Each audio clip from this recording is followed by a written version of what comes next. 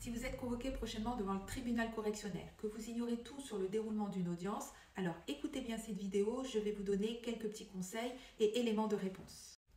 Tout d'abord, pensez à venir bien évidemment avec votre convocation en justice et une pièce d'identité. Ces deux documents vous seront réclamés par l'huissier audiencier qui vérifiera bien évidemment votre identité et que vous êtes bien la personne convoquée à l'audience.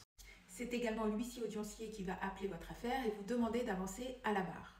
Une fois que vous êtes à la barre, le juge ou le président du tribunal va décliner votre identité, vérifier votre adresse et vous rappeler les faits pour lesquels vous êtes jugé. Une fois ces vérifications effectuées, vient le temps de l'instruction de l'affaire. Mais avant toute chose, si votre avocat a détecté des vices de procédure dans votre dossier, sachez que ceux-ci seront évoqués avant toute défense au fond, c'est-à-dire avant d'évoquer le fond de l'affaire. En matière de délit routier, il n'est pas rare que les avocats de la défense soulèvent la nullité de la procédure afin d'obtenir la relaxe du client et sauver son permis de conduire si celui-ci est en danger.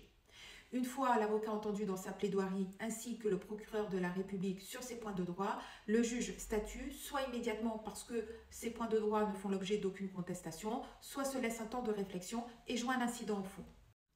L'instruction de l'affaire peut débuter, mais avant toute chose, le juge doit notifier au prévenu ses droits, celui de garder le silence ou de répondre à ses questions. Ces deux points doivent être au préalable débattus avec votre avocat en vue de votre préparation à l'audience et en fonction de la stratégie adoptée. L'instruction de l'affaire passe par une série de questions sur le déroulement des faits et de la situation personnelle et professionnelle du prévenu. Le juge va donc relire toute la procédure.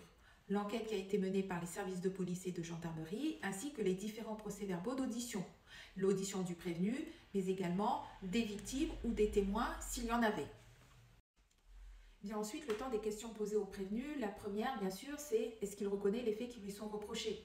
La deuxième est est-ce qu'il maintient toujours ses déclarations recueillies devant les services de police et de gendarmerie? Ou s'il entend tenir une autre version à l'audience?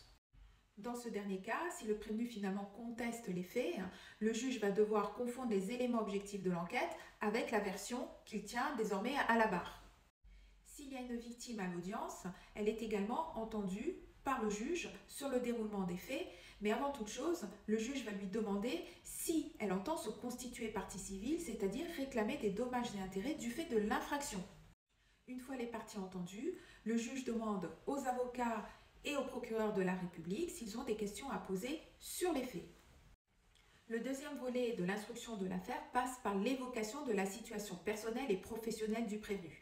Le juge va donner lecture du casier judiciaire de ce dernier et notamment de tous les antécédents judiciaires, de toutes les condamnations qui ont été prononcées à son encontre. Puis il va évoquer donc sa situation personnelle, professionnelle. Et de nouveau, il va demander aux avocats, mais également aux procureurs, s'ils ont des questions à poser sur la situation personnelle et professionnelle du prévenu. Vient ensuite le temps des plaidoiries et des réquisitions. À la fin des débats, s'il y a une ou des victimes, leur avocat formulera des demandes indemnitaires.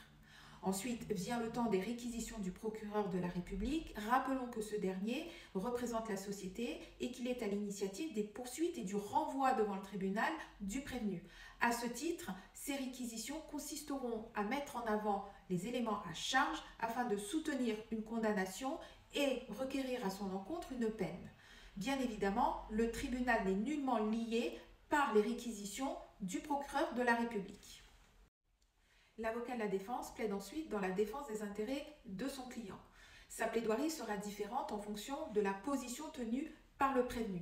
Si ce dernier ne conteste pas les faits qui lui sont reprochés, par conséquent, l'objectif est bien évidemment d'obtenir la sanction la plus clémente possible. Pour cela, l'avocat va mettre en avant les circonstances atténuantes ayant conduit à la commission de l'infraction, peut-être aussi recontextualiser les faits et surtout faire ressortir les points positifs de sa situation personnelle ou professionnelle. En revanche, si le prévenu conteste les faits qui lui sont reprochés, par conséquent, l'objectif de l'avocat sera d'obtenir la relaxe de son client, soit pour une insuffisance de caractérisation de l'infraction, soit parce qu'il existe un doute sérieux sur la culpabilité du client et par conséquent, à ce titre, il pourra demander la relaxe du prévenu, c'est-à-dire une absence de condamnation. Dans le cadre de votre préparation à l'audience, votre avocat définira avec vous les objectifs à atteindre en fonction de votre situation et des enjeux. À l'issue de la plaidoirie de l'avocat, Le juge rappelle le prévenu à la barre et lui demande s'il a des éléments à ajouter à sa défense. Notez bien que la défense a toujours la parole en dernier.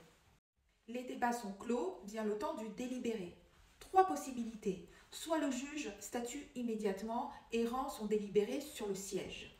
Soit il rend son délibéré en cours d'audience, généralement après une suspension, soit parce que l'affaire nécessite un temps de réflexion en raison de sa complexité. Dans ce cas, le juge informe les parties d'une date de délibéré et la décision sera rendue en audience publique.